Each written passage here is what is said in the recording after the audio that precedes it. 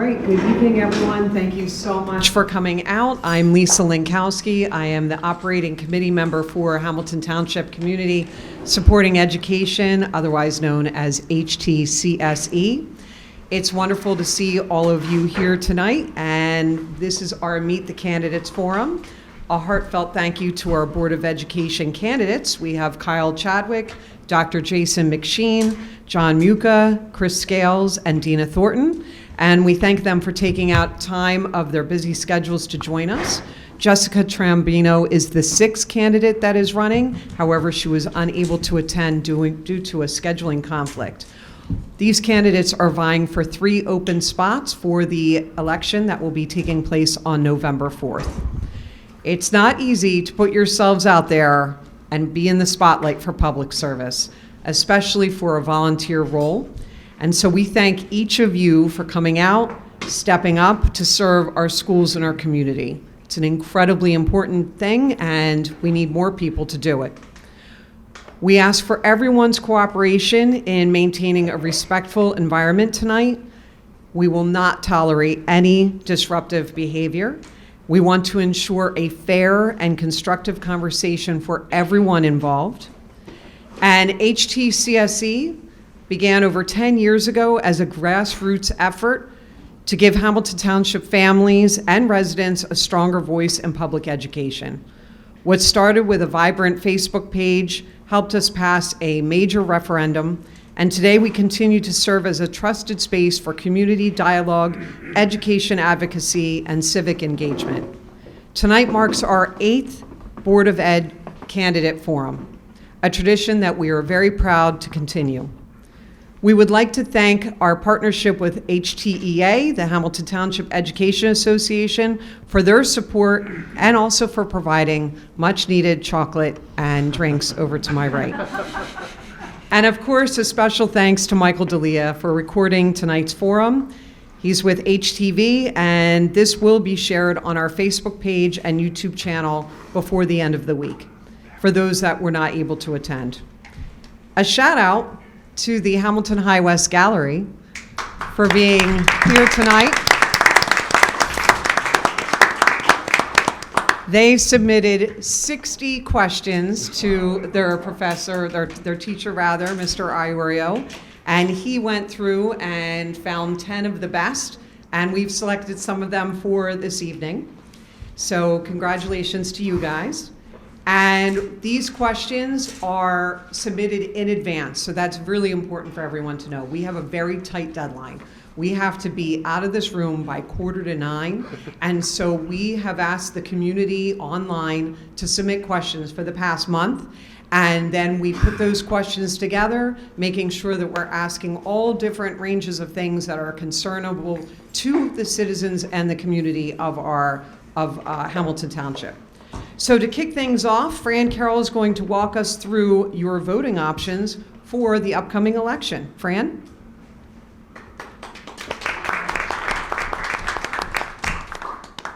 Thank you.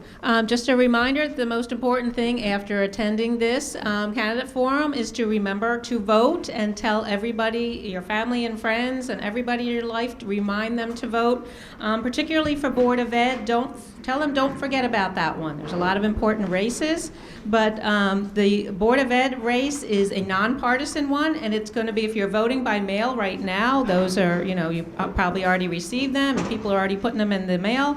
You have to turn your ballot over to find the Board of Ed. Some people don't realize that. It's not with all the governor and all the other races. And if you're going to vote on early voting in person, and you're doing it on the machine or on election day, it most likely will be a separate screen, so take your time, make sure you vote both screens and everything so that your ballot is cast. Board of Ed is just as important, especially to us here in Hamilton. There is still time to register to vote. There are on both of these tables voter registration forms. Please take one.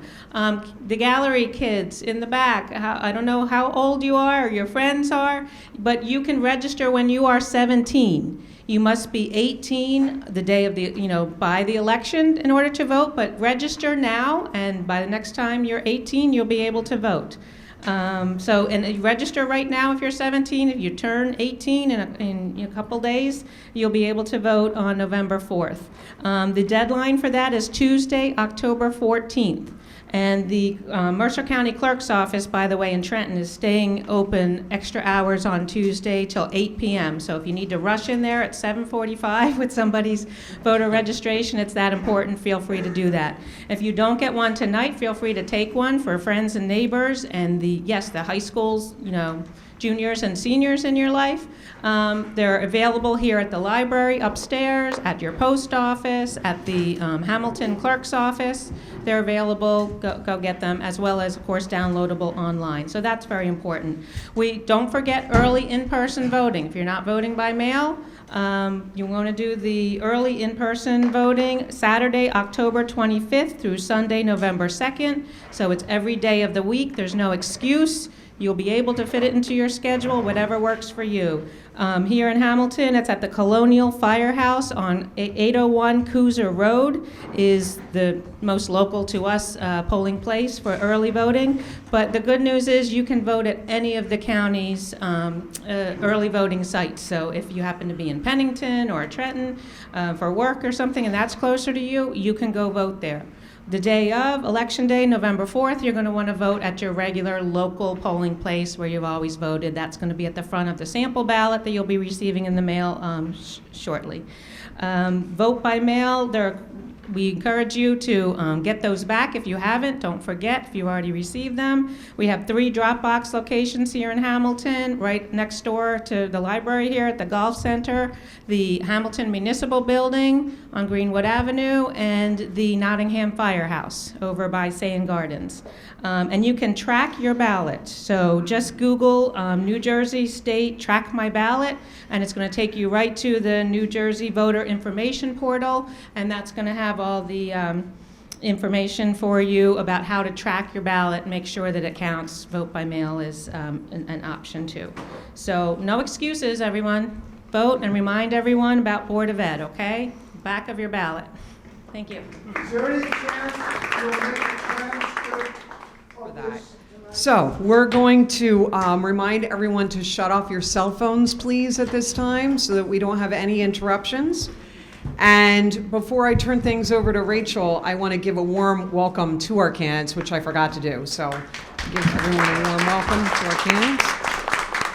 And now I'm going to turn things over to our other operating committee member, which is Rachel Balchowitz, who is our moderator for this evening. She's going to guide us through what we hope to be a respectful, informative, and engaging discussion. And we thank Rika Rubin for being our timekeeper this evening.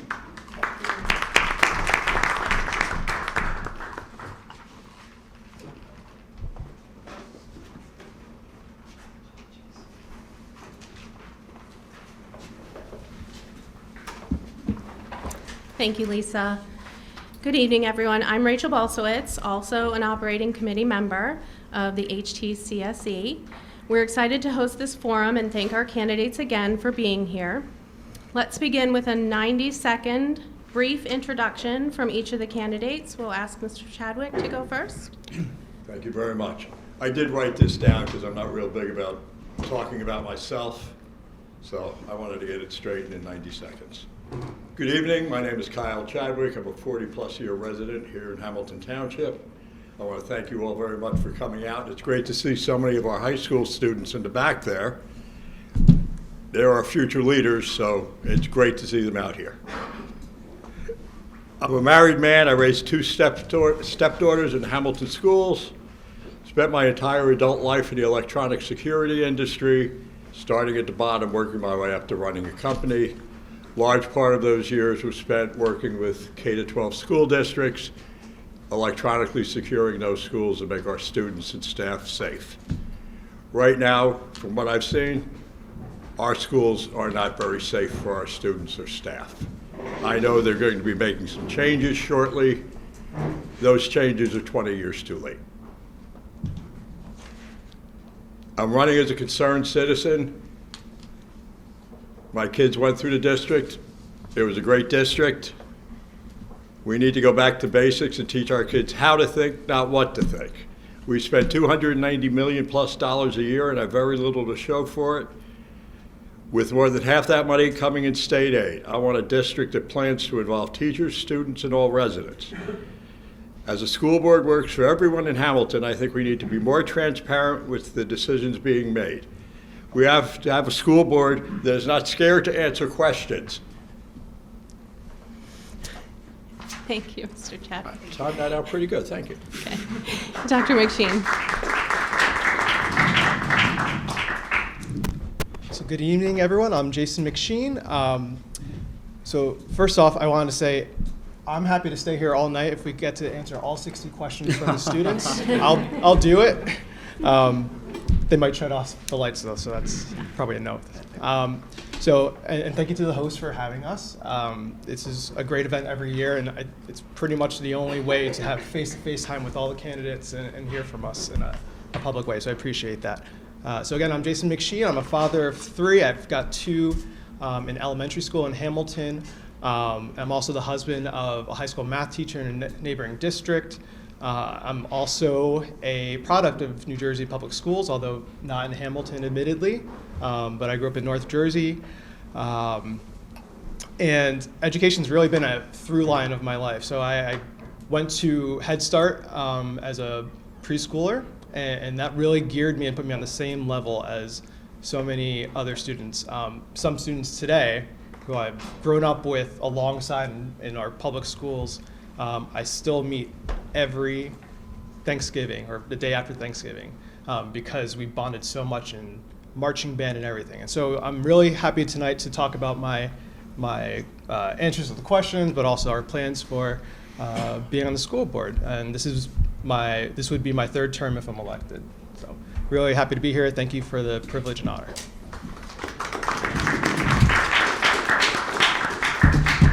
Mr. Muka? Yes, good evening, everybody. My name is John Muka. I'm a lifelong Hamilton resident. I have 3 children and 2 grandchildren. I spent my lifetime in helping big corporate groups of people in big companies like RCA, GE Aerospace, Lockheed Martin, and most of my work was with getting teams to work together better. I bring you some bad news tonight that we have to face up to. So essentially, we're spending $293 million a year for these schools, and we're getting mostly bottom 3rd performance when we look at the New Jersey testing. So that means 15 of our 24 schools are in the bottom 3rd, 10 of 18 elementary schools, all 3 middle schools, and 2 out of 3 of the high schools. And it's borne out by other measurements as well. And it's part of a national crisis in education. So we're not the only place that's struggling with these things. But the problem I see is that we don't spend any time at all discussing these things within the school board and figuring out a better plan and a better way to get things done. So I'm going to be focused in that direction. I just want to assure people there is no such thing as the hate slate 2.0. There was no hate slate 1.0, and there never will be a hate slate. So when I talk about these things, it's not personal. This is all about what we do for the students, and good people can make bad decisions, and sometimes you need to change the people in order to get better decisions. And that's why we have elections.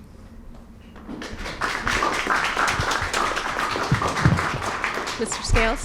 Thank you, Rachel, and good evening, everyone. Let me take a moment to thank HTCSE for putting this together. In fact, the first forum that I participated in was your first forum. It's hard to believe that it was 8 years ago. And of course, our partners at the HDEA, and all of you for taking time away from your families to be here tonight, especially the students in the back.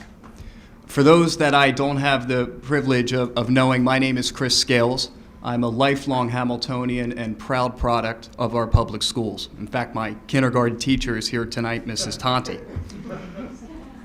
The education that I received here in Hamilton allowed me not only to go to college, but also to acquire my law degree at Seton Hall Law School. And so I am a licensed attorney. I practice education law and employment law at a firm in North Jersey. But my experience with the school board goes back to my time at Steinert High School. I was the student representative to the board for 3 years, and later this community bestowed upon me the tremendous blessing of being elected as a full-time member, and I served from 2015 through 2018. I'm incredibly proud of my time on the board, and I am ready to come back to tackle, alongside Dina and Jason, the many challenges that our district faces. I don't view them as problems, I view them as possibilities. So thank you.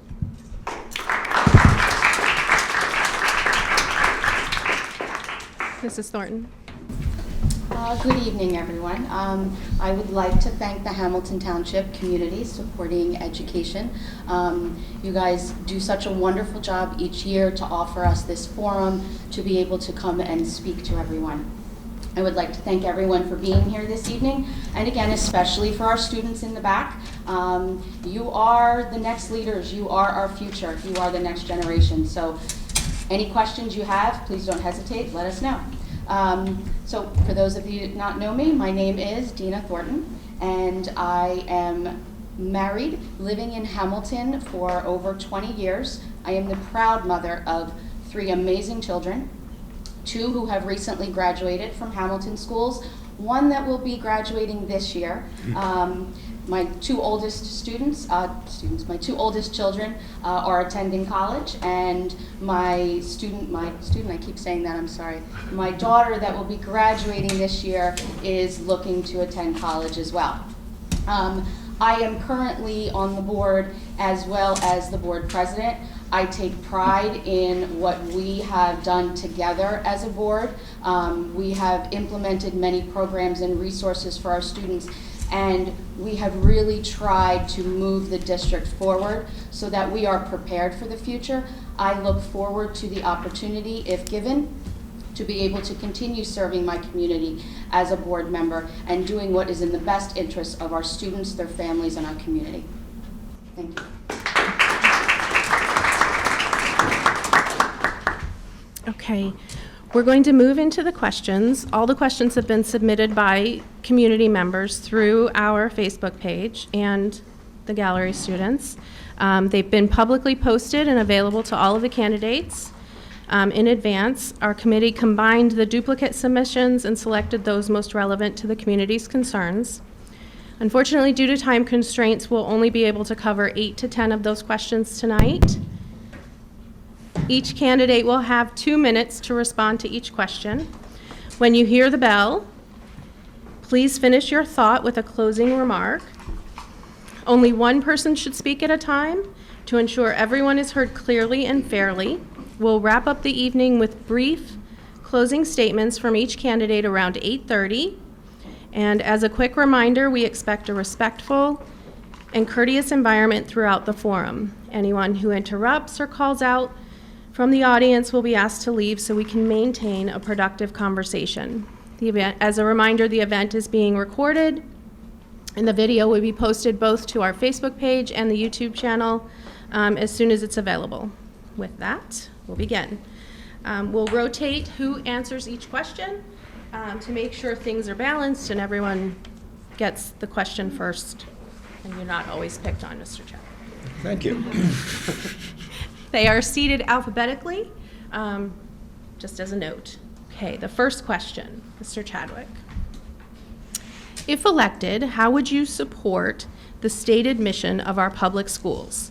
Will you be able to collaborate with the rest of the board and administration to achieve consensus or agreement? That is a very tricky question because it would depend on the topic. I'm not going to go along to get along. If I and others don't believe that consensus is correct, I will speak my mind in a private setting to the other board members. I'm not a sheep. I don't follow the herd. I've always been going in a direction. 99.9% of the time, it's been the right direction. But no, I will not just go along to get along. Okay. Thank you. Thank you. Dr. McSheene, do you need the question again? I believe I have it. Okay. Great. Great. So thanks for the question. So our mission statement for Hamilton Township is a quality education for every student.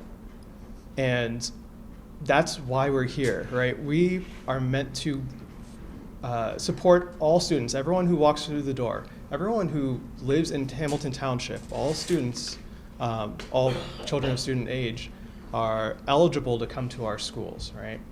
So what we have to do as a district is meet them where they are. We have to see who they are, see what their abilities are, where they need help, where they might need some extra help or extra support, and provide that. So as a board, our job is to ensure that the administration is doing that, right? We're not there to say, administration, do this now. We're here to make sure that the superintendent and everyone he supervises is there to deliver that education to the child and the support. We provide that oversight by interacting as a board, and so there are many discussions that aren't public during the public meeting, but are had because of, there might be confidentiality reasons, or we might be looking to hire someone, and that would be unfair to have a discussion with in public.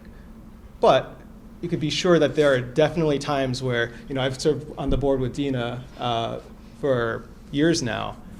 We don't always agree on everything, but it's always respectful. It's always coming from a place of understanding that we're here volunteering our time to do right by our students, by our neighbors' students, by everyone in the district and their families. So if you have that as your driving purpose, then there's not really room to be rude or disrespectful. It's just time to be there for the people we're trying to serve. Thank you. Thank you. Mr. Muka, would you like me to repeat the question, or are you okay? No, I understand the question. Okay. Yes, of course, I agree that we're here as a board to operate together to ensure a quality education for all 12,000 plus students that we have in Hamilton Township. And as I was started to say previously, it's a difficult thing to do in today's world. There's so many changes going on and so many things that mitigate against it. My feeling is we need to take a forthright approach and look at the facts of what the situation is, and then have whatever level of discussion we need to work out the best plan to go forward.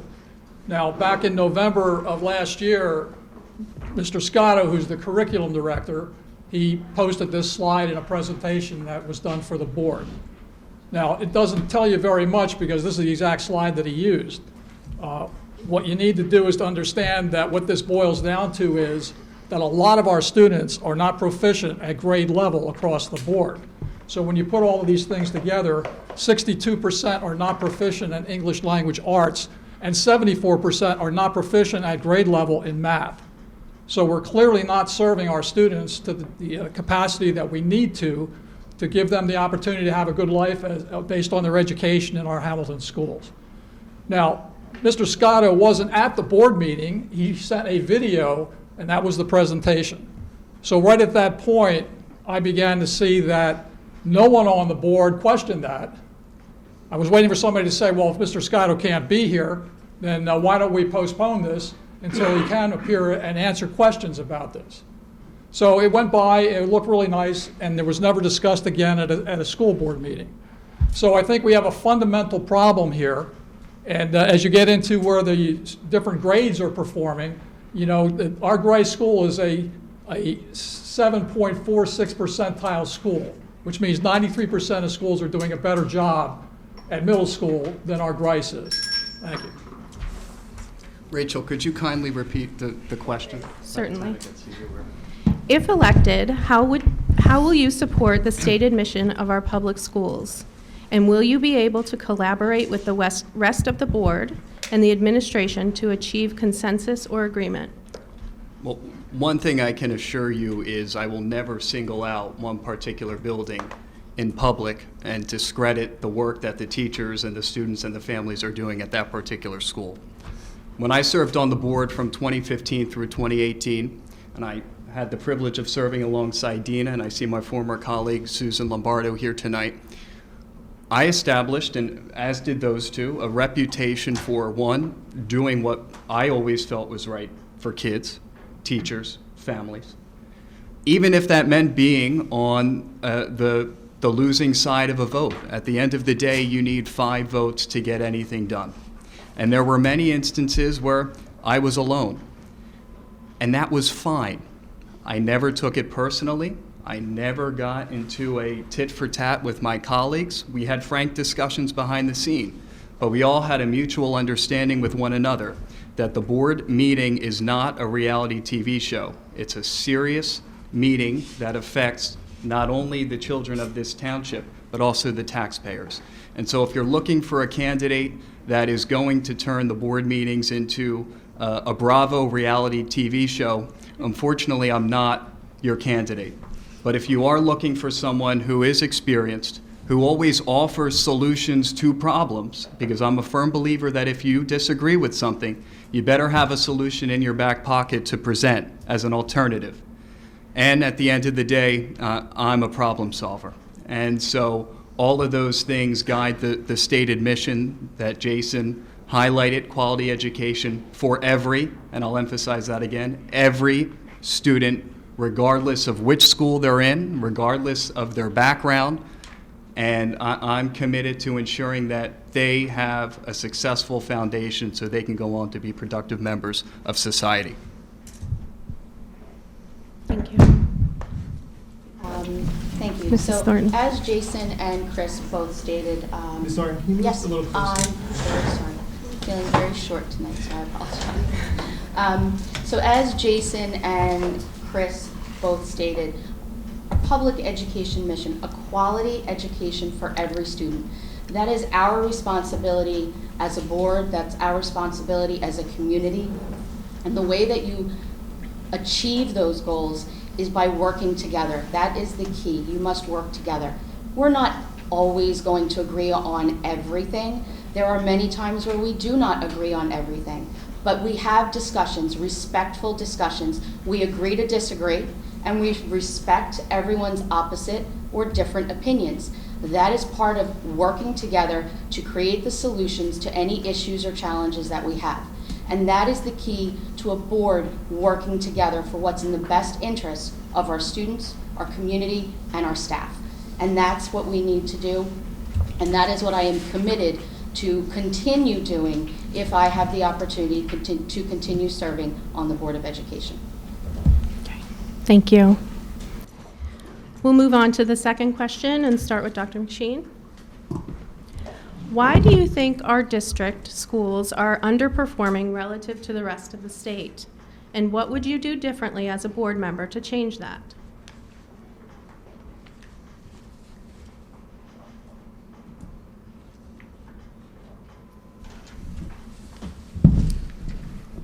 Thank you for the question.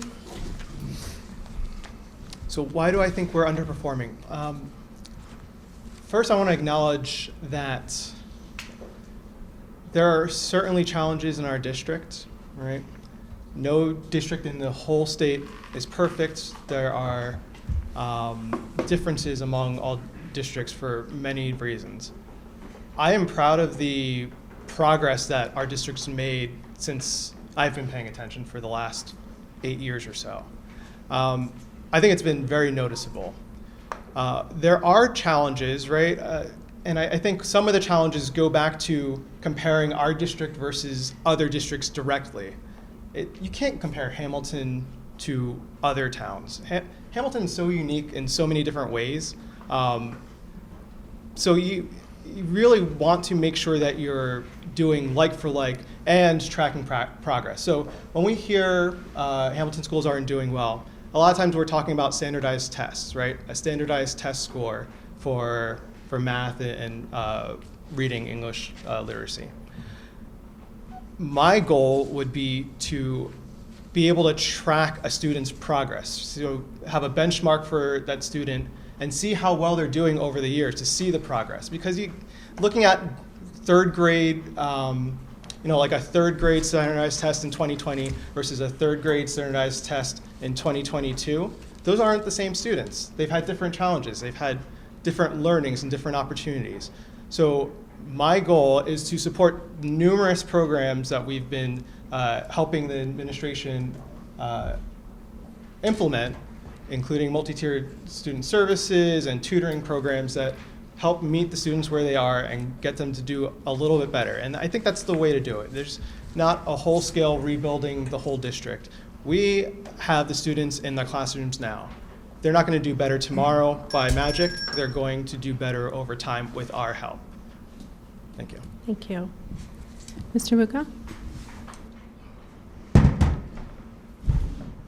As far as the underperforming schools in Hamilton Township, it's not all a bad story. We do have schools that are in the 80 percentile. So we do have some schools that know how to get the basics taught to the students. But we need a more organized way to learn from those schools and learn from other schools and do a much better job with the schools that are at the bottom. Now, Albert Einstein said you can't solve a problem with the same thinking that's causing the problem in the first place. And you're going to see here the thinking of the incumbents that have been here for 3 years, 6 years, or longer. So if you are going to go with their line of thinking that standardized tests don't really mean that much, we're out of step with the rest of the country and the rest of the state. These tests are meaningful. States do use them, like Mississippi used these standardized tests.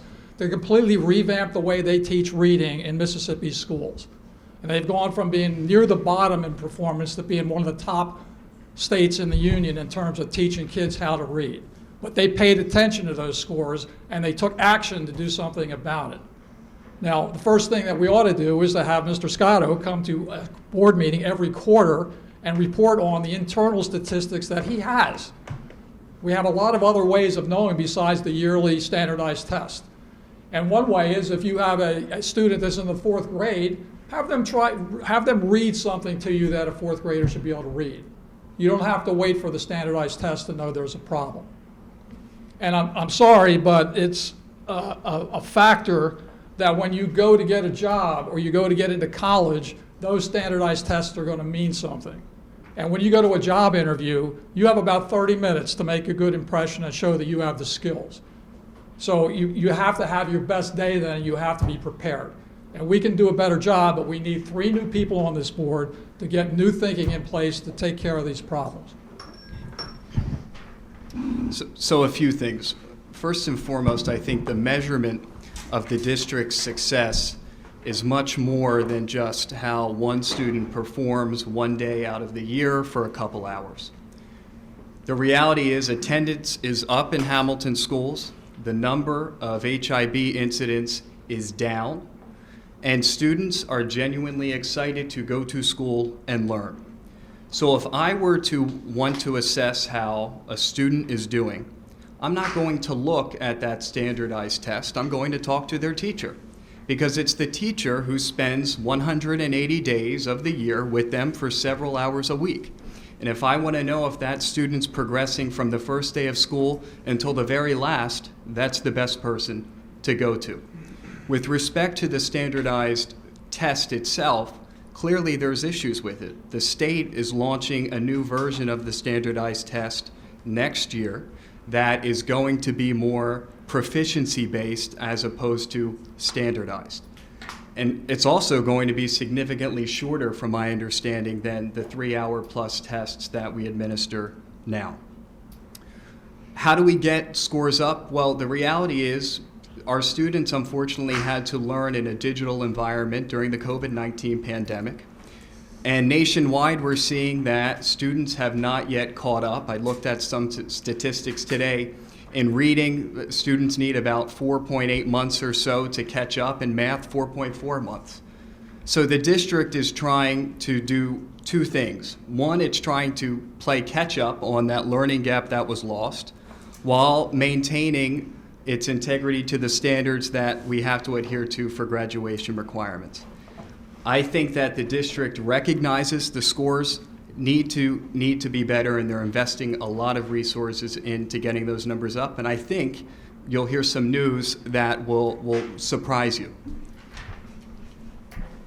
Mrs. Thornton? Thank you. So I have to be honest, I do not feel that one test that is given to our students on 1 or 2 days for a couple hours is a fair assessment of their absolute proficiency and achievement and success. We need to, as a school district, we have various ways to identify the progress that our students are making. Our teachers are amazing, And they are working day in and day out with our students to help them to achieve their goals and so that they are successful in the future.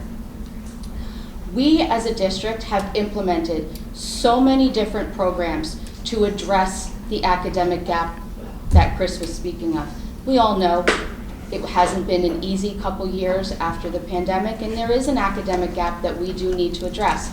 And this district has invested their time and efforts into programs such as Hegarty. We have Foundations at the elementary level, which is a phonics-based program. We also have MTSS that they have started implementing already at the elementary schools, and I'm very proud to say we have now just started implementing that at the middle schools as well. If you are paying attention to our budget process, just this last year we added 2 new interventionists for our MTSS program so that we can have additional teachers to be able to use that as a resource. These are the things that the school district is doing in order to address the academic gap.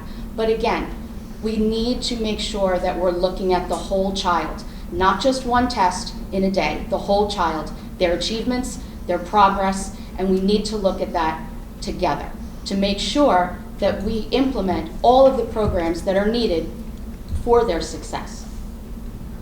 And I am optimistic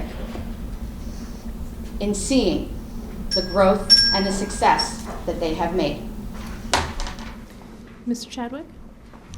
Do you want me to repeat? No, it? I've got it. Okay. Thank you very much. I read all of my lines. Okay. You got it. Everybody wants to say, all the incumbents want to say, well, it's just one day, it's just a test.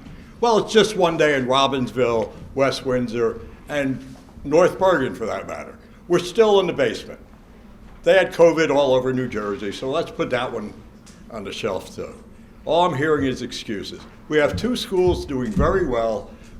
Our Board of Education and our administration should be talking to those schools, those teachers, those administrators, and find out what they're doing right and what can be implemented in other schools. They're the 2 Yardville schools, just so you know. Not rich people by any extent, usually 2 family, double, mom and dad go to work every day, a lot of blue collar people, but they're the ones that are doing well. What's going on in those schools? That's the answer that these people, the incumbents, should be seeking. Mirror and copy what's working there instead of trying to reinvent the wheel. And one last thing, Mr. Muka pointing out a school that's in the basement. Truth is truth. Anybody can find that information. All you have to do is know how to read. Now, some of our Hamilton graduates aren't able to do that because of the poor performance. Thank you. Okay, Mr. Muka, we'll start with you. It's a bit of a long one. Does the current cell phone policy go far enough in helping to stem the issue of cell phone addiction/distraction and also protect staff and students from being recorded without their permission? Would you support an overall ban like the Trenton School District implemented recently? Well, I think that the cell phone banning, it is a complicated problem, as all the use of electronics in the classrooms are. There seems to be some evidence that just taking them out of the kids' hands while they're at school is probably going to help performance. But that may not be the only thing we need to do. When I talk to parents, there's so much of what's done on an iPad sort of an arrangement that it makes it very difficult for the parents to really work with their kids. And the kids come home and they have assignments to do, and it may not be exactly what was taught in the classroom, and it's not done the way that my generation was trained to do things. So it creates a lot of conflict. And I think Janice is here, Janice Glodnick is here, and she talks every school board meeting about the importance of the cursive writing to get away from these electronics and use a pen or a pencil to write things down. And there's overwhelming evidence anymore that that is the right track to be on. So to get away from these constant interruptions that you get on your phone, I mean, I have my own problem with that. I'm constantly being distracted from what I'm trying to do because something else pops up on the phone. So I think by creating some safe zones to get away from that is probably a good idea. So the current policy in effect now varies with respect to each building. So at the elementary level, naturally, students are not supposed to have their phones out. At the middle school level, they're either supposed to be turned off and in a backpack or in their locker, and at the high school level, it really varies. 2 weeks or so ago, the state came out with a report on the effects of social media, particularly among students and in the classroom. And ultimately, the state's recommendation is for a bell-to-bell cell phone ban, I don't like the word ban, or restriction, so to speak, during the school day. And some of the neighboring districts, I know Princeton is having that conversation now, West Windsor, Plainsboro as well. There's no doubt that the cell phone is a distraction. I say that as probably the only person up here that has recently been in a classroom as a student with technology. I graduated law school in 2022. I didn't have my phone out because it is a distraction.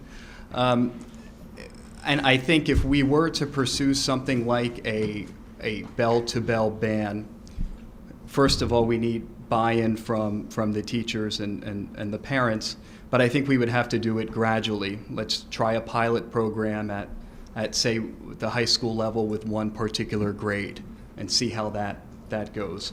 My concern with kind of launching a ban for the entire district is I really do not want our administrative staff, our teachers, and our support staff having to collect cell phones at the beginning of the school day and then be responsible for handing out 400, 500 cell phones at the end of the day. So if we were to pursue it, let's do it gradually and get buy-in from the parents and students first.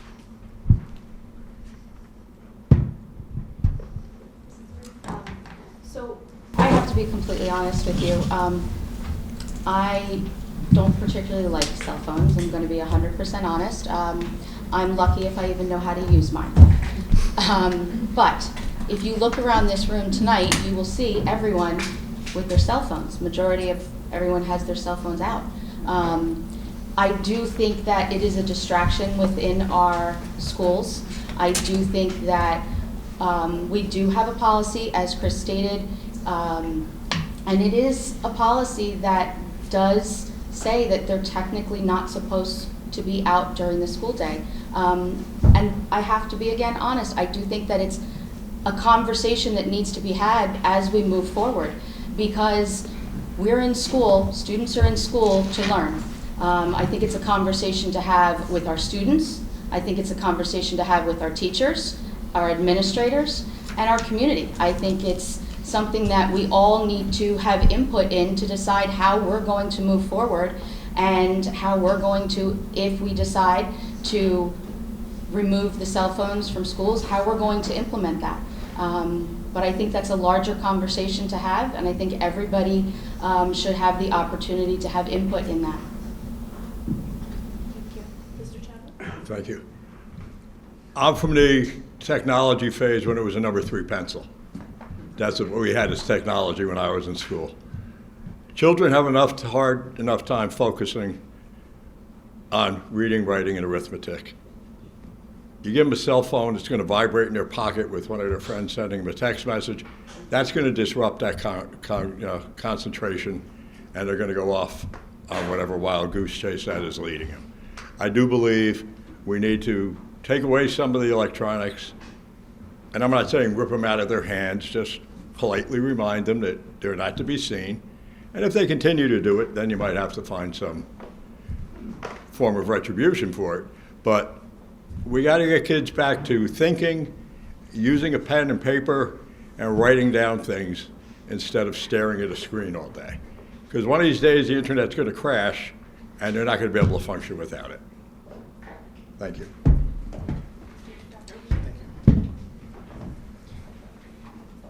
So I would like to first remind my colleague Chris that I'm not that far advanced yet. No, but seriously, I feel like I am the one millennial up here. So I have a very nuanced view of technology, and I grew up watching the internet get formed and grew up understanding a lot about what being online means. Meanwhile, now my kids will just say, "Hey Alexa, play Golden by Huntrix," and and it starts playing. So they're surrounded by the internet. They will never see that. But I was in high school when flip phones became a thing, and that's when we started using them. And my father was of the opinion that, hey, you can't get into too much trouble because this is a glorified beeper. You can only pretty much call your friends or maybe send a text message. They were way less distracting back then. I have diagnosed ADHD, so if my phone goes off, then I'm going to look at a text message and start playing a game, and then check Facebook, and then play the game again, and then check Instagram. These are really important for us to understand how they're affecting students, affecting their attention spans, affecting their performance in the classrooms. I'm very sensitive to that, and I think that there's not one solution, which is what makes this challenging, because for security reasons, people like to have them. For informational reasons, they want to have them. I think it's more appropriate at a high school level to perhaps have access to it, and especially as someone who works in the corporate life, I have a phone, I have a work phone, I have email. I have to be able to address that. And I think there was actually a question here about having job skills and life skills. Maintaining and balancing your attention with those distractions is an important life skill that we're going to have to gain. So I think this is a really important discussion, and I'm happy to support after a big collaborative discussion. Before next. Mr. Scales, we'll start with you in this question. What are some unique goals you hope to achieve if you win? Good question. So I think when we look at some of the challenges the district faces, we have, first and foremost, increasing enrollment. We have almost 200 more students enrolled in our classrooms this September than last school year. And our buildings, as we all know, are incredibly old, and unfortunately they're at capacity, to the point where we can't even get those upgraded kind of trailer-like facilities to educate students anymore. And so really what I would like to do in this, if elected, is to work alongside the administration, the community, and my colleagues in really trying to map out what the future is for our district and our community. Dr. Rocco presented in January a strategic facilities plan, which kind of was a high-level outline of what his vision is for the district, which includes preschool. I'm a big proponent of preschool. I would love to see universal preschool in Hamilton. If that's one thing that I can get accomplished alongside my colleagues in a 3-year term, then I would be very happy. But among other things, it's kind of mapping out what the schools look like. Are we going to go to a magnet school system where you have, say, a STEAM high school and a performing arts high school? Are you going to kind of break down the grades? Are we going to do K through 4 and then a 5-6 building, and et cetera? So I think we really need to have that conversation. It's long overdue. The last time that the district kind of assessed how it's structured was probably 30 years ago. I know we tried when I was on the board the last time around. I see Mrs. Lombardo. She tried to lead that effort. But it's long overdue because the current makeup just isn't working anymore, given the rapid changing of our community. So I will start by echoing Chris when it comes to preschool. Preschool is, in my opinion, such an important part of the early foundation for our children, and it's something that is so needed across the nation and especially here in Hamilton. I would like to continue working with the community and the administration and my fellow board members, if given the opportunity, to explore options to expand our preschool here in Hamilton. It addresses your earliest learners, and it's something that really, truly looks at the success of our students. We're building that foundation even earlier than kindergarten.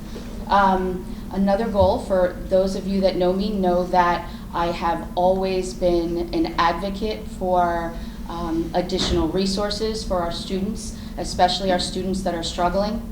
I will continue to do that, and I will continue to advocate to add additional resources, additional teachers, interventionists, programs for our students, and as well as, for those of you that know me, always hear me talking about dual enrollment. I would love to see additional opportunities for our students with dual enrollment opportunities. The idea of being a high school student and the possibility of graduating high school with perhaps 16 to 18 college credits going into college. It's a wonderful opportunity for our students, not only learning, but also on a financial level. So those are some of the goals that I would like to continue working on. Thank you. Very quickly on the preschool subject, I'm all for it. But the plan, and that strategic plan, was to build a building on a space that was too small for it, overpopulate a small neighborhood with school buses, and that building was only going to service 350 students. The school board admits there's 1,800 qualified preschool students in Hamilton. How do you leave out all of them? How do you start picking and choosing who goes and who doesn't? They also were borrowing money, which somehow they couldn't get, and they were getting a grant from the state. Eventually, it's going to fall on the back of the taxpayers. Imagine being one of those parents who didn't qualify as one of the glorious 350, still sending their kid to a private preschool and paying for 350 kids to go to a township preschool. I think it's a great program, but I really think we have to look at where our money's going so that we can afford preschool. I'm totally for it, but without raising taxes and causing any more burdens on the people in this township. Thank you very much. Yeah, thank you. Can you repeat the question? Certainly. Thank you. What are some unique goals you hope to achieve if you win? Great. Man, I feel like there's so many challenges and opportunities we have. I could go down a long list. I'll echo first the need for universal pre-K in our town. It is crucial. I mean, I grew up in a family in the early 90s that didn't have much money. I was lucky enough to receive a Head Start education, which is, if you're unfamiliar, it's basically state-funded education at the preschool level that prepares you, much like preschool, private preschool, to do well in kindergarten. And that's what helped me be on the same level as my friends today, many of whom are doctors, lawyers, nurses. I am a molecular biologist by training, and now I do medical education. And I don't think I'd get to that spot if I didn't have the reading and writing skills that the pre-K afforded me. So if we're able to provide that for free to all students in the town, and I feel like there's this misconception that there was going to always only be one pre-K to fit everyone. Our goal is to always educate all students available. However, you can't build 3 buildings necessarily at the same time. You have to plan some things at some certain times, and that's why the strategic plan was very important and continues to be. Some other goals that I have that may or may not be unique is a push for increased participation in our neighboring science and engineering festivals. I think we have so many talented students in our middle schools and high schools that don't participate and may not know that they exist. We also have the opportunities to do right by technology. We have a worldwide renowned technology department in our schools, and I don't think people realize that. And I would just love to support them to bring new challenges. So 2 of the goals that I would have, if I was on the board, kind of come together. So town hall meetings and a better facilities plan. Now, we watched what happened during the first half of this year with the facilities plan. It came out in January. It was in the Hamilton Post. That's how I found out about it. And it envisioned this preschool attached to Robinson and the pools project. And then the idea was to get MCIA bonds to fund it, and the state was going to kick in some money. So it turns out the MCIA was not going to issue the bonds. They changed their mind. Now, we had I've asked for 2 years to have town hall meetings to discuss these kind of things with a larger group of people than is on the school board. It hasn't happened. And whether you want to talk cell phones, what we're going to do to improve the scores, or you want to talk facilities, what we really need is a quarterly town meeting on a regular basis, well organized, that gives the people in the community a chance to find out what's going on and be a part of that conversation. Now, I with some of the members of the community around Robinson, we held a town hall. We had 60 people in a town hall, and we talked. You can't talk in this meeting because it's only 2 minutes at a time. And in a school board meeting, it's only 4 minutes. In a town hall, you can talk at length and you can argue a little bit. And we had some arguments along the way. And it wasn't to stop preschool education in Hamilton, it was to do it the right way. So to have one mega building that was going to have 450 kids in it was not necessarily the best way for us. And when the strategic plan was always talked about, I just assumed that we'd add a couple of classrooms on multiple elementary schools and expand it into pre-K. Nobody envisioned that it would be a 2-story building centralized at the Robinson campus. So that all went away. Now we don't talk about the strategic plan anymore, I guess, until after the election is over, because there's not been a word said about it since June. And we need to have a regular conversation about these things. Thank you, Mr. Muka. Mrs. Thornton, we'll start with you on this question. How do you plan to support students from immigrant families or English language learners? That's actually a wonderful question. So Hamilton Township is a very diverse community. I actually think that is what makes us very unique. And it's very important that we have programs and things in place to support all of our families and all of our students. We have worked on our English language learners, and we have added teachers as the numbers do have risen, and we need to continue to support our students in that manner. At the elementary level, we've also placed different programs. We have math nights, we have family nights, and we're inviting all of our families there to participate. We need to figure out how to connect with our families and connect with our students so that we can better provide them with what they need so that we can help our families and our students be successful. That's what our goal is, and that's what we need to strive to do.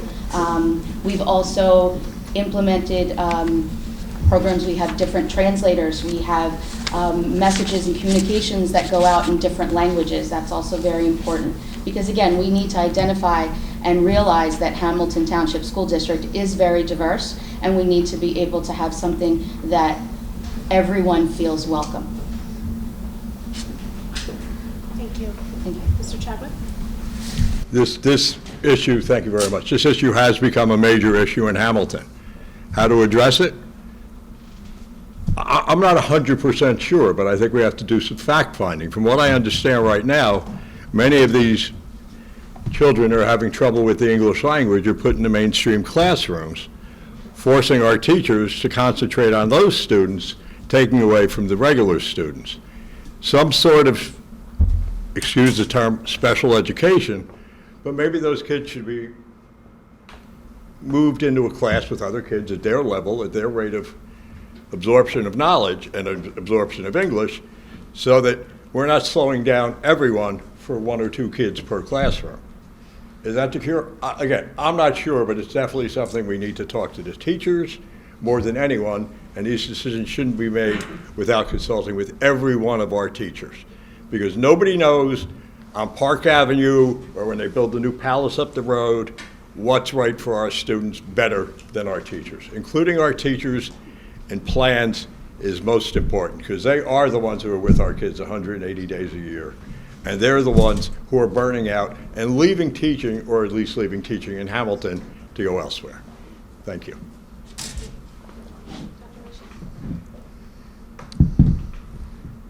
Yeah, this is a really great and important question.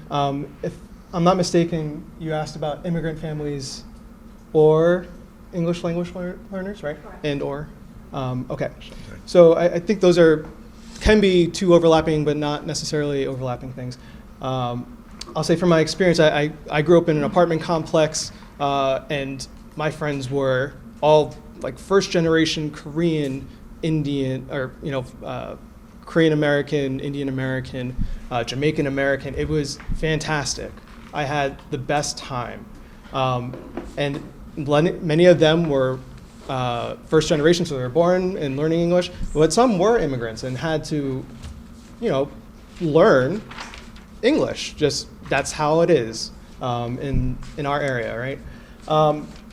So how do we plan to support them? I think Ms. Thornton went over a few of the steps we've done already, so I'm not going to reiterate those necessarily, but some things that we have supported in recent times have been the administration's push to make materials that go home to the parents available in multiple languages, not just English, which has been amazingly helpful on the communication end. We've also adopted technologies that allow parents to come in and talk with the translator device that helps the parents translate directly to the school secretaries or the teachers, so we don't have to wait for or call in someone who is an official translator. We can kind of do that on the fly, so that's super important. Also, I just want to kind of note that in most cases, these people, these immigrants, these English language learners, they're choosing to be in Hamilton. They are newly adopted Hamiltonians, and we should celebrate that. I know my daughter, who's in kindergarten now, sits right next to a native Spanish-speaking child, and she's just learning so much and really proud of that, and I'm proud of her.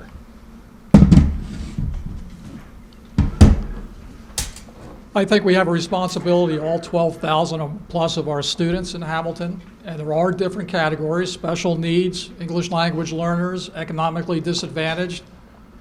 And our system is putting all of those groups in peril because we're not efficiently teaching the basics in the early grades that lead to success later on. So the question I have for the incumbents is, we're doing all these things, multi-tiered support system and all the other programs. Tell me, how do you know they're working? What do you look at? Do you review it every quarter? Do you review it once a year? How does that whole thing work? Because you can put all kinds of programs into effect, but if you're not tracking some reliable metrics or some kind of way of knowing what's working and what's not, it's really just kind of like chaotic. So I think we can do a better job with that, and that's one of the things we should get organized to do. But once again, it's going to take 3 new people on the board to bring some of this outside influence and think outside a lot of these boxes that we're in right now. And that's what we need to do. It's great to have the experienced people still on the board. You don't want to change everybody at once. But now would be a good time as we face forward into the future where things like AI may be the answer to a lot of these questions.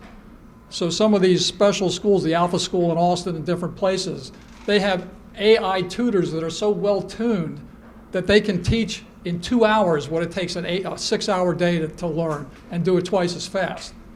So the kids in these schools, they get the basics down cold. They get mastery. They don't have any gaps in their math knowledge or in their ability to read and make sense out of English language. So we got to be faced forward to that and be open to that, and it's time to put some new people on the board that can do that as effectively as possible. So by way of background, and this data comes from February of this year, we have about 1,150 ELL students in the district, and that's an increase of about 186 compared to last year.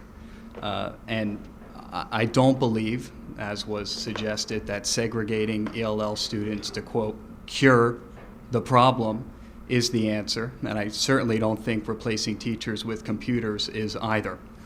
At the end of the day, our ELL students, as Jason mentioned, as Dina mentioned, are just like any other student, and they're entitled to the thorough and efficient education that is mandated by our state constitution, period. The district, as Dina said, has done a tremendous job identifying our English language learner families to ensure that they feel comfortable getting engaged with their child's teachers and the administrators, and you would be very surprised to know at how many of our staff members actually speak more than one language, which is a huge benefit. Additionally, The district continues to invest significant resources in a variety of different programs to ensure that our ELL learners are not only gaining their proficiency in the English language, but also ensuring that they're on track to meet the New Jersey State graduation requirements. There's certainly, I think, a lot to go. I think there's over a dozen languages that are spoken in our schools, and I can only imagine how many in the community as a whole. But as was already mentioned, they're just like everyone else, and they're entitled to the same access to opportunity as our native English speakers. Thank you. Back at the beginning, Mr. Chadwick. Yay. What role should the board play in supporting meaningful professional development to reduce teacher burnout and increase effectiveness? Thank you very much, and I think that's a very good question. I'm not pulling what I'm saying tonight out of my pocket or my hat, or I don't wear a hat, but I've spoken to a lot of teachers in town who will not go on record because they're afraid of going on record because they know what will happen to them if they do. What we have to do is get our teachers more involved, and we have to find out what works for them, what doesn't work for them, and make it a program. And it may not be one size fits all, because one size doesn't fit all. Different teachers can get the lesson plan across in different manners. But we have to involve our teachers in these decisions.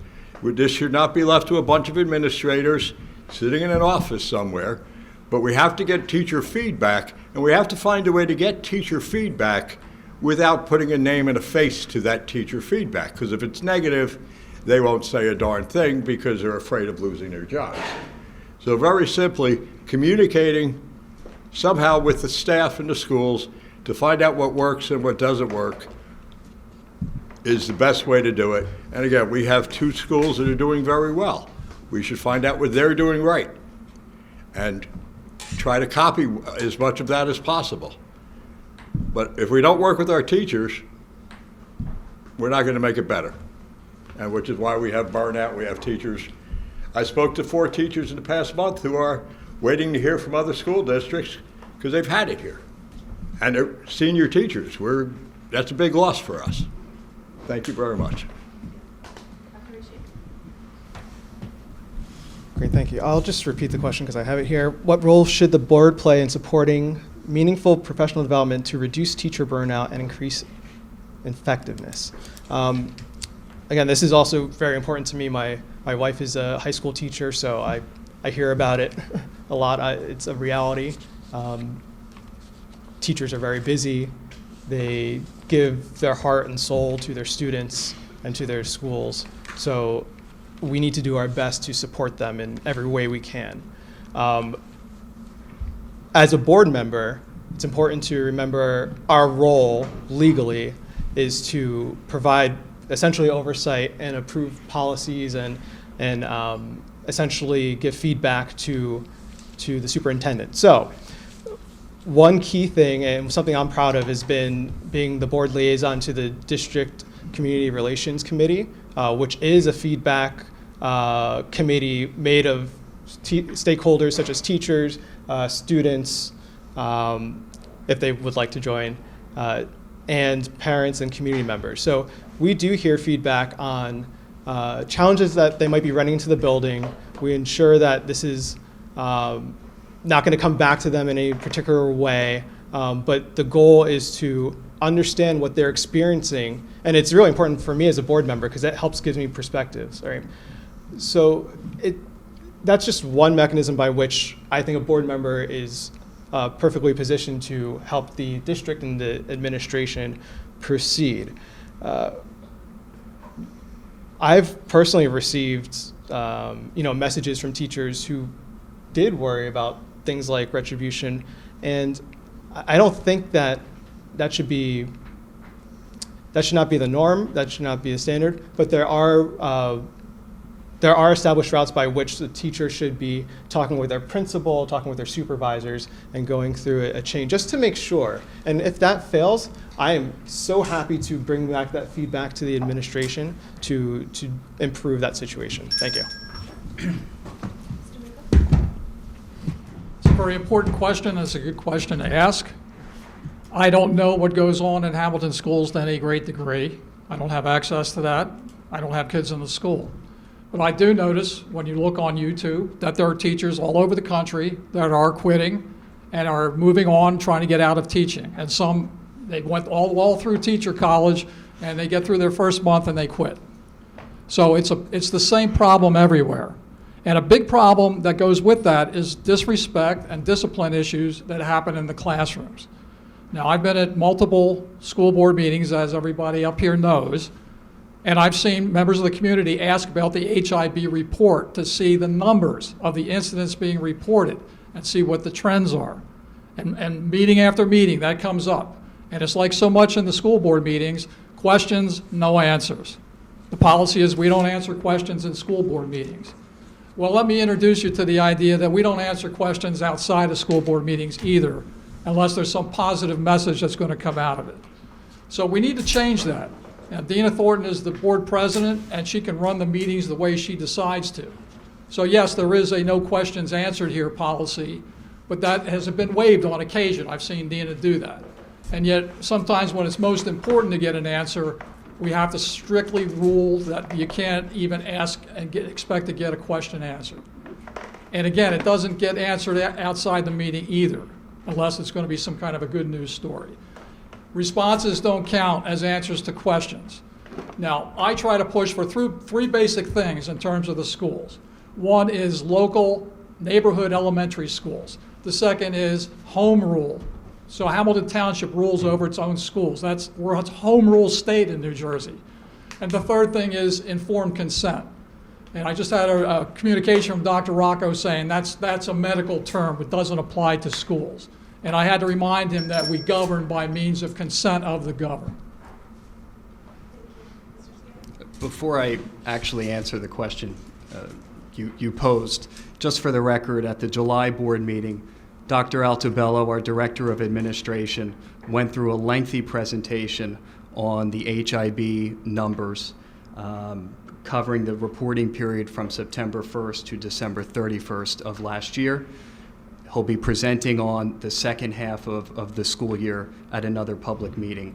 There was robust conversation about the numbers, and I'm pleased to say that the number of incidents during that reporting period went down in half.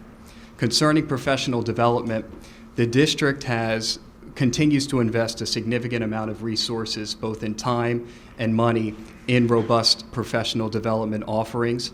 The district stepped up under this year's budget to continue that investment despite some uncertainty out of the federal funding, which traditionally goes toward professional development. When it comes to ensuring that the teachers feel comfortable and are not going through burnout, look, at the end of the day, education has changed dramatically. The role of a teacher is not just to educate students, but it's also now becoming a counselor. It's becoming almost like a confidant, someone that the student can go to for a variety of different reasons, both personal and academic. And so we need to continue ensuring that the teachers have the resources that they need to feel not only motivated but also supported. And I think the district does a fine job at doing that. I see our HTEA is here. Their leadership team has a wellness committee that seeks input from its members, and I'm sure that the HTEA's leadership passes that along to the superintendent of schools and his senior leadership team to address areas of concern. So I'm going to start by just making something very, very clear. As the board president, we follow rules and protocols that we are trained by New Jersey School Boards Association, and that is how you run a meeting. And it is not a policy that we do not answer questions. We are trained. That is the public comment portion. We are told by New Jersey School Boards Association that is for public comment. That is not an answer and question, period. So we follow the rules so that we do not have chaos during our meetings. If you have a question, we ask that you submit your question, and we make sure that we do our very best to get that answered for you by the appropriate person to answer that question. So with that being said, moving on to professional development. I feel that professional development is very important for our teachers. The last thing that you want to do is have a teacher that does not feel supported or that burns out. Our teachers are the backbone of our district. We have implemented over the last couple years different ways of offering professional development and various different options for professional development, for letting our teachers pick which professional development they would like to have, as well as input from them. I would like to see continued input from our teachers because they're the ones that are learning from their professional development, and they should be choosing the types of professional development that best suits them for their classroom or for their subject matter. Thank you. Thank you. So I think we're going to our last question, and there's some setup, Dr. McSheene. So let me just reread this here. There's a concern in our community about students with disabilities being adequately supported, especially regarding evaluations, access to services, and compliance with the federal IDEA requirements. How would you, as a board member, work to ensure that all students receive a free and appropriate public education and that special education services are being delivered transparently, equitably, and effectively?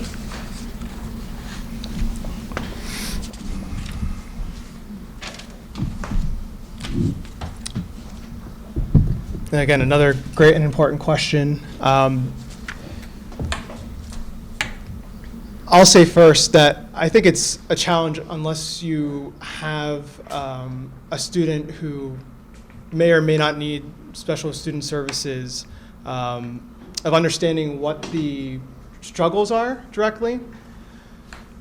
In my years on the board, I've talked with the director of student services, had multiple conversations with our superintendent and the board about how we approach this in a more fair way. And I think it's a big challenge because you have to be mindful of what the student's going through, what their challenges are, and we do have a responsibility to ensure that our district can accommodate them or place them in a school that will be able to accommodate their needs. Now, over the years, we've actually been able to accommodate more and more of these students and their needs, which I think is a great signal that we are improving our services, right? We're doing better by the students to make sure that not only they're closer to home and their families during the school day, but that we're doing right by their needs and getting them to a place where they can succeed in whichever way that is, right? Because this is an extremely varied and diverse field here. We have an obligation to financially do right and academically do right. And I think we as a board are really well equipped to have these discussions in a very sensitive and appropriate way that is not causing any trouble or disruptions to these students' educations. Thank you.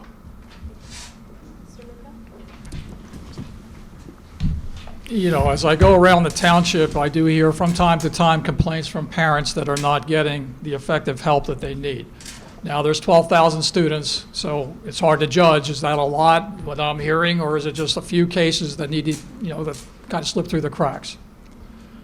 What I know more about is how things work in the school board meetings.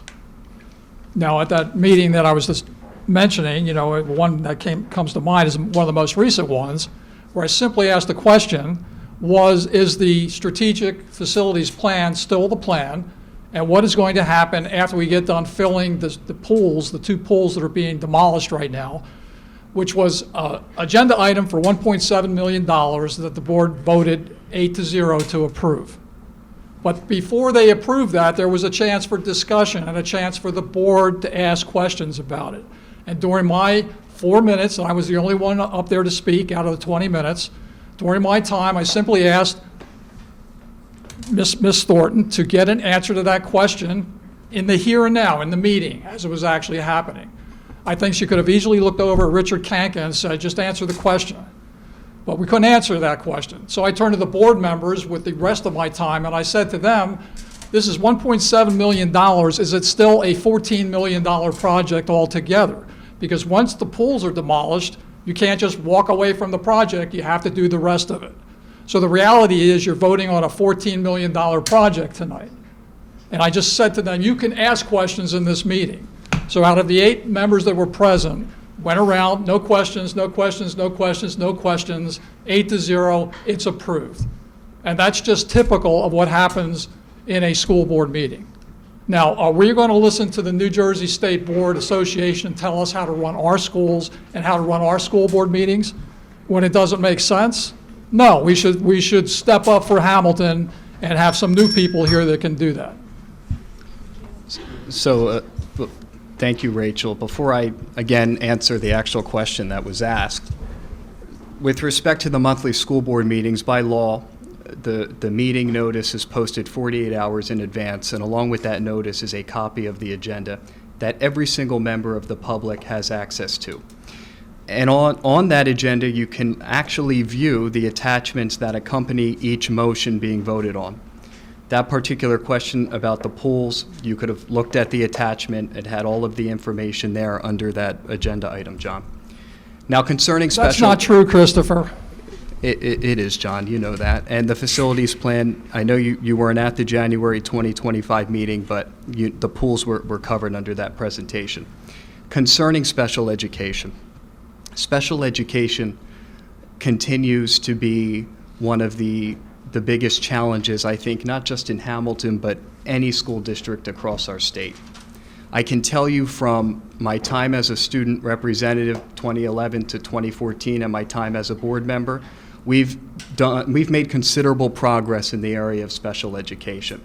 My first involvement with the board, the amount of litigation taking place with respect to students not getting access to the resources that they need, and the number of students that were being sent out of district because the district couldn't accommodate them, was astronomical. Under the leadership of Marta Audino, our director, she has done a tremendous job ensuring that our district has the services in our buildings. I mean, there's a robust autism program at one of our elementary schools. At the middle schools, there's behavioral BD programs taking place. So we're really doing a better job at ensuring that the students don't have to travel out of the district to get the services that they need, and there's certainly more work to be done in that regard. Could you please repeat the question? Sure. Thank you. Had to be the longest one. There is a concern in our community about whether students with disabilities are being adequately supported, especially regarding evaluations, access to services, and compliance with federal IDEA requirements.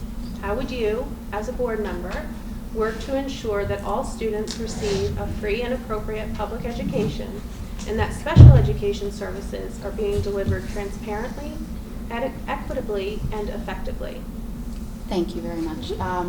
This is something that is very personal to me. As a mother of my oldest child who went through Hamilton School District from kindergarten until graduation and was in special services.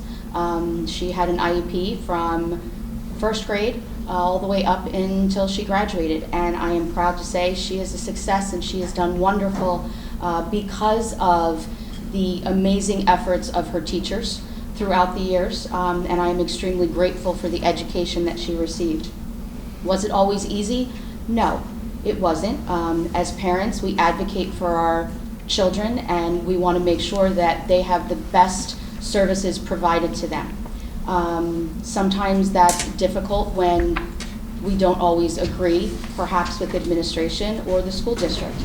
I think that it is always in everyone's best interest to work together with our child studies teams. Again, it comes back to we're not always going to agree on everything, but sometimes we need to work together to figure out what the best services are and the best programs are for our students, especially students in special education. It's very important. We need to make sure that throughout the years they're reaching their goals that we are providing for them in their IEPs. And we need to make sure that if our students need to change their services or change their classes based on their needs, that's something very important as well. I would continue to support our student services and our teachers and our families to make sure that we have the best services and can provide that for our students here in Hamilton. Thank you. So we will close with closing statements. I didn't answer that one, did I? Oh, did you? Oh, No, I I'm did so not. sorry. I'm so sorry. It's at the end of the table. I'm and not I going to was make you read it wrapping over. up. Okay. I apologize, both of you. No problem. It's not a topic that I have a lot of details on, quite obviously. But before I get into my response, I'd like to say, I know I come across very blunt and very short. That's from decades of working with contractors on construction sites, job meetings, and dealing with union electricians and so forth. So I do apologize if I come across a little on the short side. I'm not as eloquent as possibly you would like. As far as the special services students, special needs students, I keep hearing people from the current board talk about sending them out of town. We don't want to send them out of town. Out of town is about 100 yards out of Hamilton Township on Old Trenton Road where Mercer County Special Services are located. It's this side of Mercer County College. It's not like we're sending them to Mars.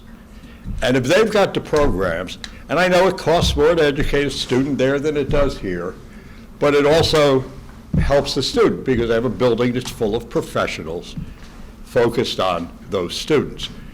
Again, I don't know what the disabilities are that we're discussing, but I have heard, again, from some, and I'll admit, disgruntled teachers, that the township pulled students out of special services and put them in the mainstream classrooms because it was cheaper. And while everybody keeps saying here about, oh, we're resources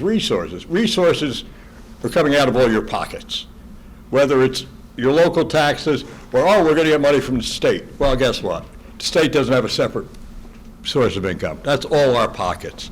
So we got to figure out where we're spending our money, but those kids deserve every dollar they need to get the education they deserve. Thank you. Thank you. I apologize. Nope. I'm used to being ignored. Sorry. It's okay. Mr. Muka, we will start with your closing statement of 90 seconds and then go down the table. Okay, 90 seconds. I'm used to getting 4 minutes, but 90 seconds. None of us had enough time tonight to really explore these issues, and especially the ones that are very challenging in terms of proficiency and turning some of these things into the right direction.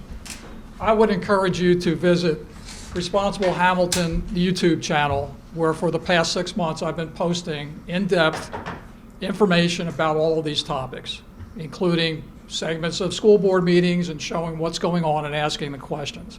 So if you're interested in finding out more in depth of what's really happening, please visit that channel. And I'm sure all the candidates here have a website. We have a website, reh25.org. It links to the YouTubes, and it tells you much more about what we're about. It's impossible to fit it into a minute and a half. We got a lot of good people in the schools. There's a lot we can do. The future can be bright. It's time to add 3 new people to the board. Kyle, myself, and Jessica will be a great team together. We're not duplicates of each other by any means. We're 3 individuals, but we're all pointed in the same direction of trying to work out the best solutions for Hamilton. Thank you. Mr. Scales? First of all, again, let me just thank everybody for coming out tonight. I appreciate the thoughtful questions that were asked, and I appreciate my fellow candidates for not only their candidness, but also putting themselves out there. It's not easy. As I mentioned in my opening statement, the district does in fact have considerable challenges ahead of itself. The only way I think that we can solve those challenges in a way that satisfies not only that requirement that every student receives a quality education, but also propels our students for the future is by electing folks who have experience, who've been up at that board dais, who know what the role of a school board member is, and who know the district. If I am fortunate enough to be elected, I intend to lead just like I did from 2015 through 2018. I was independent, I was transparent, and I was present. I'm fortunate to be running alongside Dina Thornton and Jason McSheene. Clearly from their answers tonight, you can tell that they're passionate and their desire to serve comes from a good place. I think our district's best days lie ahead. And again, I thank you, and I just hope that all of you go out and vote. Thanks. Thank you, everyone, for being here this evening. We truly appreciate the opportunity to come here and speak with you. It has been an absolute honor to serve our community as a board member. I pride myself on the fact that I have always been someone that works together to find solutions, that works together to figure out what is in the best interest of our students and our community. I have always said that our children are our future, and we have a responsibility to make sure that we're always doing what's in their best interest and putting them first. We have to make sure that we do whatever we need to do for our students and their families so that they can be successful and achieve their goals. I am very proud to be running with Chris Scales and Jason McSheene this year, and we are all committed to upholding these values and making sure that we work together to do what is best for our students and our community. And I appreciate your support in November. Thank you. Mr. Chadwick. Oh, I'm sorry. Very simply, our schools are not doing well. The statement that you can't be any good if you haven't been up there before, well, the people up there now aren't doing very good, and our schools are showing that. But I'm not here to insult people. That group has been insulting my ticket since we announced. And I do have ethics complaints filed against members of the Hamilton Township School Board for their remarks. I don't have all the answers right now, but I know I got a lot of questions. I guarantee you I'll get those answers if elected. Myself, John, and Jessica, we're not dumb people. We're not doing this to start a fight. We're doing this because we want to do what's right for Hamilton. I'm retired. I could sit in my backyard. I'm not doing that. I could be watching my Giants beat the Eagles right now. I'm not doing that. I know, I'm in Eagles country. I get over that. I learned that years ago.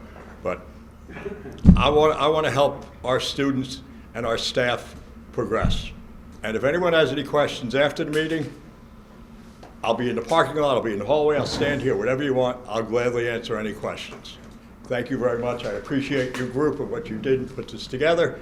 And I think the school board should be doing this, only not written questions, but an open forum where people can ask us things. And if elected, I will be pushing for that. In closing, vote column F. Thank you very much.